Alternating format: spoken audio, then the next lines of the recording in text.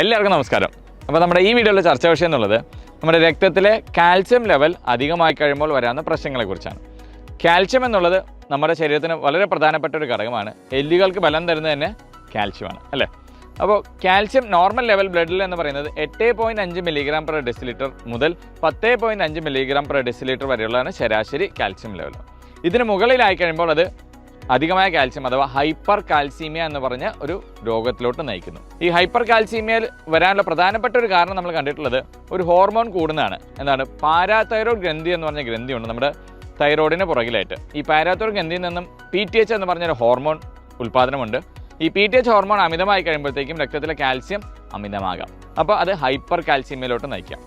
അപ്പോൾ ഇതിൻ്റെ രോഗലക്ഷണങ്ങൾ എന്തൊക്കെയാണ്? സാധാരണ നോക്കുകയാണെങ്കിൽ പെട്ടെന്നുള്ള എല്ലിനുള്ള ഫ്രാക്ചറുകൾ, അതായത് ചിലപ്പോൾ ഒന്ന് പറഞ്ഞ പോലെ നടന്നു പോയി കണ്ടിരിക്കുന്നത് ആൾ വീണു, ഫ്രാക്ചറായി, തുടയെല്ല് പൊട്ടി, ഇടുപ്പെല്ല് പൊട്ടി, ഇങ്ങനത്തെ പല രോഗലക്ഷണങ്ങളും കാണാം. ഇതുകൂടാതെ വൃക്കകളിൽ കല്ല്, പ്രത്യേകിച്ച് 2 വൃക്കകളിൽ കല്ലുള്ളവർ തീർച്ചയായിട്ടും കാൽസ്യം ടെസ്റ്റുകൾ ചെയ്തിരിക്കണം. ഇതുകൂടാതെ ചിലപ്പോൾ ഈ പറഞ്ഞ പോലെ കാൽസ്യം അമിതമായി കഴിയുമ്പോഴത്തേക്കും നമുക്ക് മസിൽ പെയിനുകൾ, എല്ലിൻ്റെ വേദനകൾ ഇതുപോലുള്ള അവസ്ഥയിലോട്ടും അത് നയിക്കാം. അപ്പോൾ അതുകൊണ്ട് മേൽപ്പറഞ്ഞ രോഗലക്ഷണമുള്ളവർ ഒരു ഹോർമോൺ സ്പെഷ്യലിസ്റ്റ് ഡോക്ടറുമായിട്ട് സംവദിച്ച് അതിന് വേണ്ടിയ പരിഹാര മാർഗ്ഗങ്ങൾ സ്വീകരിക്കുക. അങ്ങനെ ഹൈപ്പർ കാൽസ്യമിൽ നിന്നും മുക്തി നേടാം.